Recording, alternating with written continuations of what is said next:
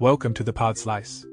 In this podcast summary of Huberman Labs, Dr. Andrew Huberman discusses the importance of muscle and its role in the movement, metabolism, posture, aesthetics, and overall health. Huberman begins by explaining the neuromuscular connection and how neurons control muscle. He describes how the nervous system sends signals to the muscle fibers through motor neurons, which release neurotransmitters that activate the muscle fibers to contract.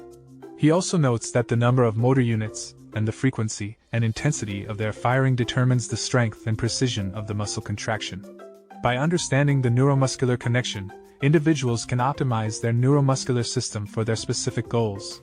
Next, Huberman talks about muscle metabolism and energy use, noting that muscles use adenosine triphosphate as the energy source for muscle contraction. He explains how muscles can use different pathways to produce ATP, including aerobic and anaerobic metabolism, and how these pathways affect muscle function and endurance. This information can help individuals understand the benefits of exercising to the point of intensity and working through the burn caused by lactate. Moving on to muscle growth and hypertrophy, Huberman explains how muscles respond to exercise and stimuli that cause muscle damage and inflammation. He describes how resistance training, including weightlifting and bodyweight exercises, can stimulate muscle growth and hypertrophy by activating the muscle fibers and promoting protein synthesis. He also notes that muscle quality, including muscle fiber type, size, and density, is an important factor in muscle function and overall health. Additionally, he breaks down the Henneman size principle and the 3 ways that muscles can be stimulated to change, emphasizing the importance of stress and certain processes needing to happen for muscles to grow stronger or larger. Huberman then discusses the role of nutrition and supplementation in muscle growth and recovery, including the importance of protein and amino acids, particularly leucine, in promoting muscle protein synthesis. He emphasizes the importance of breathing when feeling the burn during exercise, as it brings lactate to the site and allows it to act more as a buffer, fuel, and hormonal signal. He also highlights the importance of proper hydration, as dehydration can lead to muscle cramps, fatigue, and poor performance. Moving on to muscle recovery, Huberman describes the importance of rest and sleep in allowing muscles to recover and repair after exercise and how overtraining and lack of recovery can lead to muscle fatigue, injury, and burnout. He also notes that recovery can be enhanced through various strategies, including nutrition, hydration, stretching, massage, and other forms of therapy. For instance, foam rolling, which is a self-massage technique, can help reduce muscle soreness and improve range of motion. Proper stretching before and after exercise can also help reduce the risk of injury and improve muscle recovery. Finally, Huberman talks about how individuals can optimize their neuromuscular system for their specific goals. He discusses the benefits of lactate and how it can be used to enhance brain, heart, and liver health during exercise.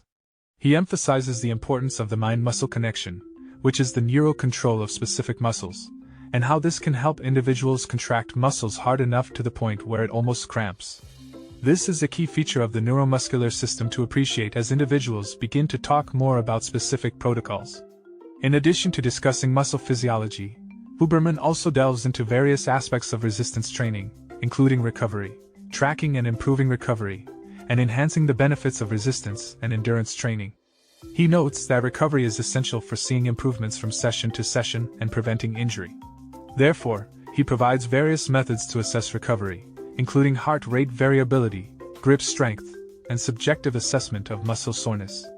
Huberman also discusses different resistance training protocols for building muscle and strength.